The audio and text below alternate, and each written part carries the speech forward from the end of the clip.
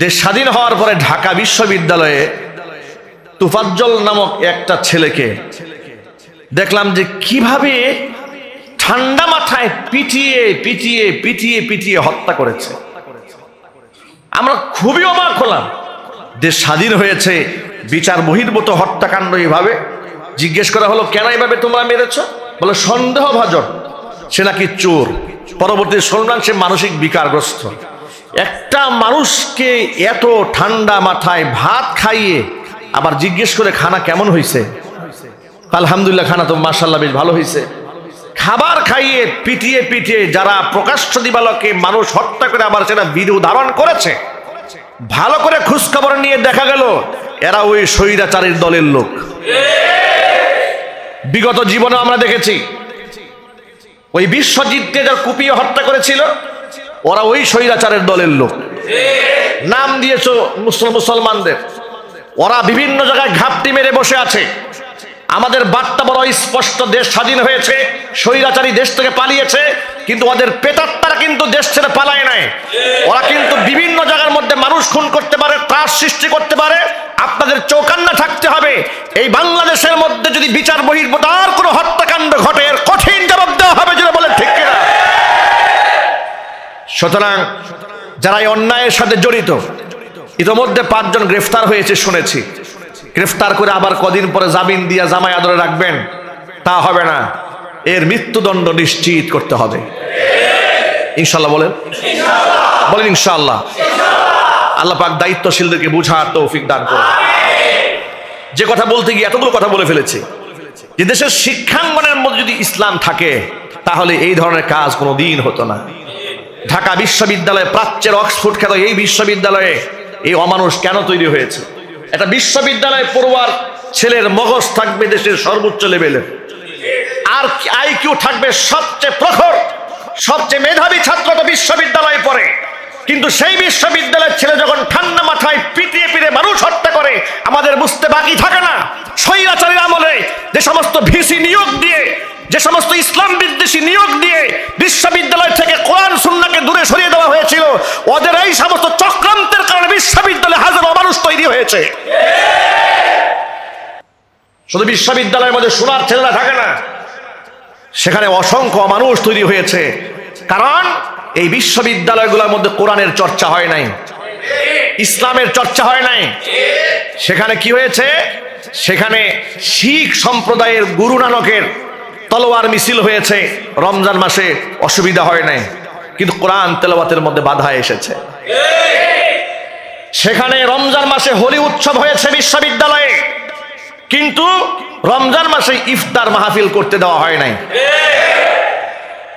সলিমুল্লাহ মুসলিম হলের নাম থেকে মুসলিম শব্দ বাদ দিয়ে নাম রাখছে সলিমুল্লাহ হল, মুসলিম শব্দ বাদ দিয়ে দিয়েছে। মানে মুসলিম এই শব্দের উপরে এদের অ্যালার্জি ছিল, আক্রোশ ছিল। শুধু কি তাই, এই মুসলিম হলের 16টা বছর পর্যন্ত আজান দিতে দেয় নাই মাইকে। এগুলা কি মিথ্যা কথা বলছি আপনাদের সামনে? একটু জুড়ে বলেন না আপনারা। মসজিদে নগর ঢাকা শহর, অলিতে গলিতে মসজিদ। এই আম্বরসা শাহী জামি মসজিদের কত ঐতিহ্য, শত শত বছর পার হয়ে গেল, মাইকে আজান হচ্ছে। আর ঢাকা বিশ্ববিদ্যালয়ে মুসলিমদের ট্যাক্সের টাকায় মুসলমানদের ওয়াকফকৃত জায়গার মধ্যে তৈরি হয়েছে ঢাকা বিশ্ববিদ্যালয়। সেখানে 16 বছর ওদের নাকি ঘুমে ডিস্টার্ব হয়, এই জন্য আজান দিতে দেয়। আপনারা মনে করেছেন ওদের পতন এমনি হয়েছে?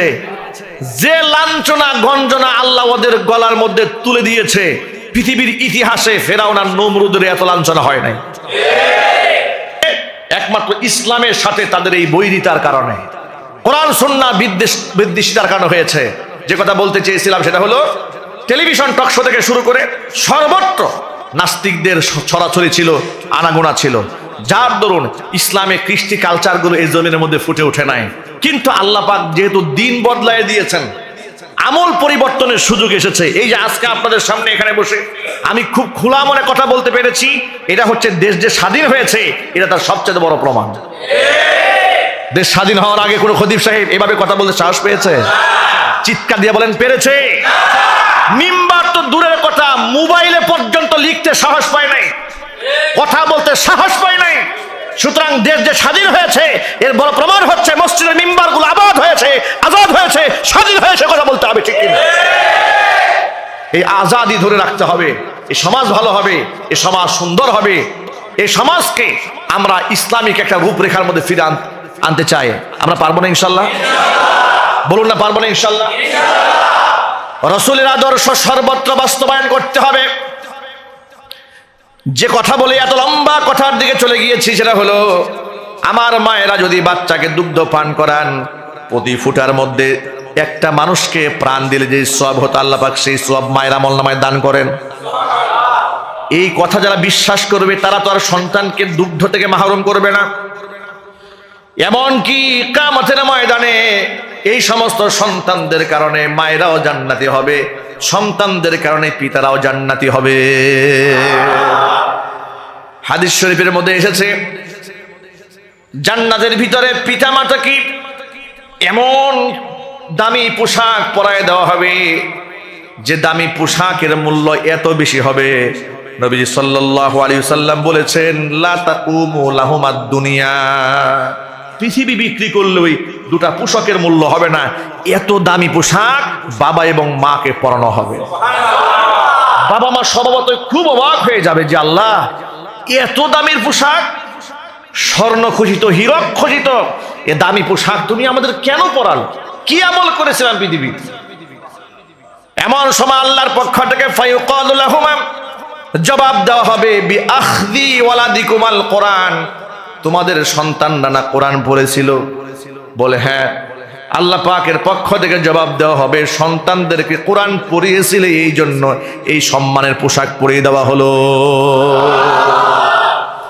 সুতরাং আমাদের সন্তানদেরকে কোরআন পড়াবো। নবী করিম সাল্লাল্লাহু আলাইহি ওয়াসাল্লামের জীবনী সিরাত এটা প্রত্যেকটা সন্তানের মধ্যে যেন চলে আসে।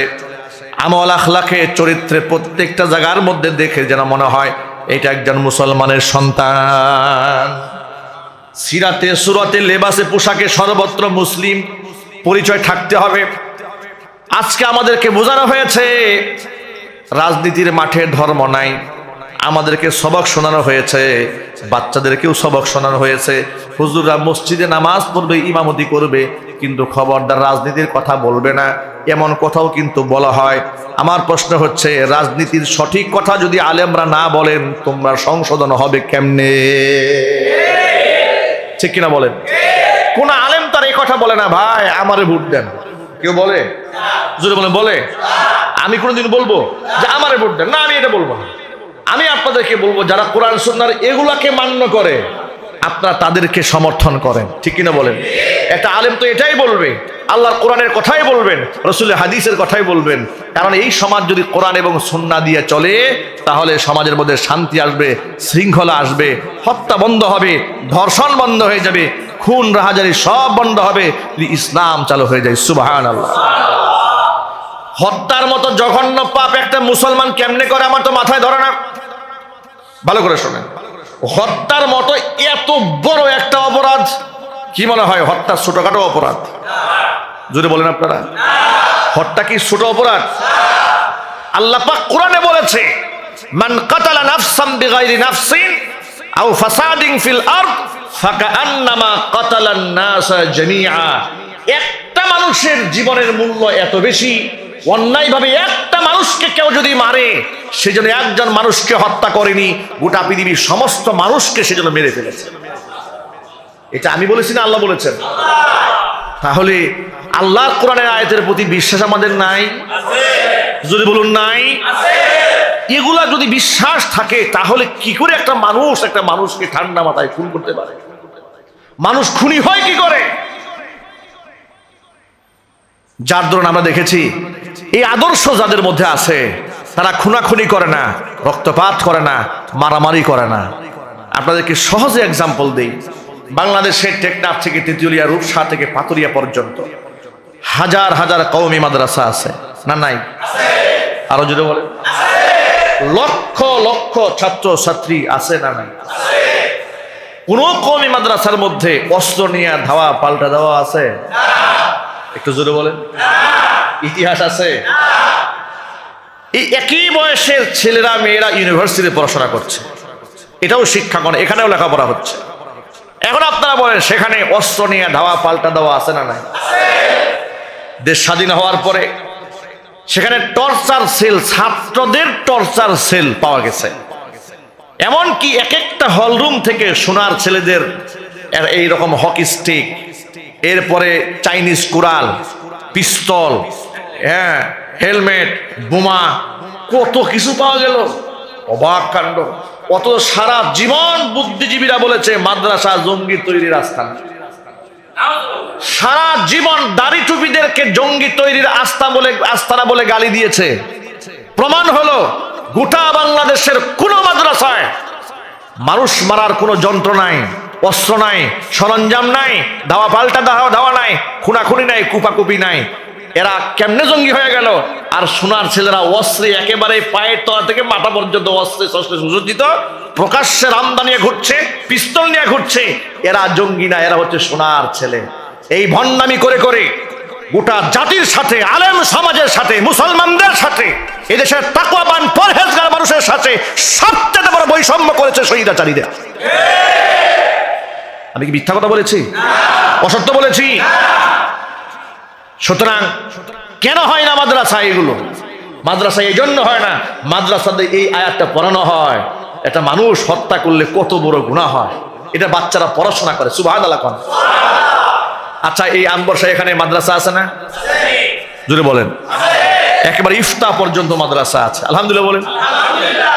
এই যে শত শত ছাত্ররা পড়াশোনা করছে, মুফতি হচ্ছে, মুহাদ্দিস হচ্ছে, আলেম হয়ে বের হয়ে যাচ্ছে, এই পর্যন্ত আপনাদের চোখের সামনে তারা বড় হয়েছে। কয়টা সন্ত্রাসী এখান থেকে বের হয়েছে? জোরে বলেন। কতবার খুনাখুনি হয়েছে?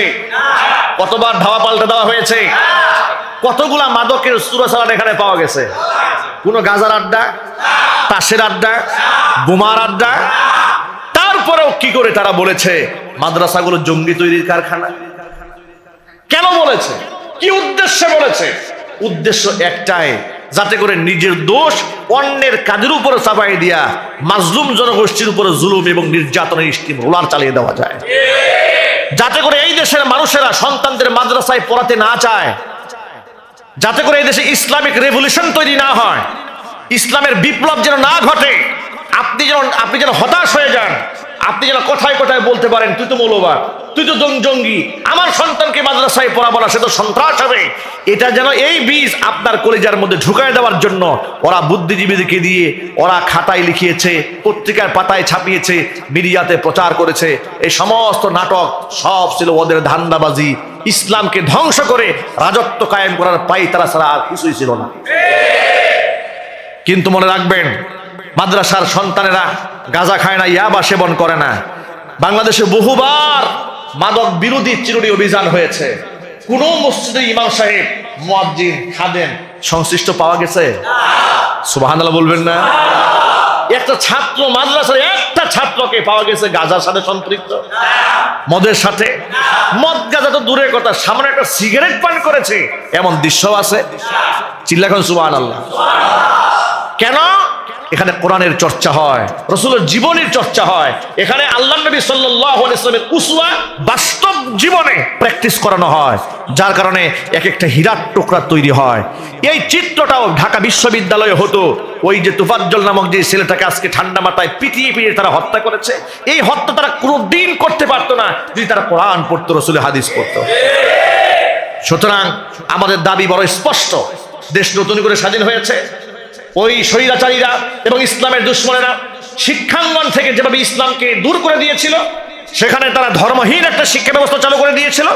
আমরা এখন আলেমদের তত্ত্বাবধানে, যেহেতু ধর্ম উপদেষ্টা একজন বিখ্যাত বিজ্ঞ আলেম ডক্টর আফম খালেদ হোসেন, তার নেতৃত্বে শিক্ষা সিলেবাস হবে বাংলাদেশে কোরআন এবং সুন্নাহ দিয়ে।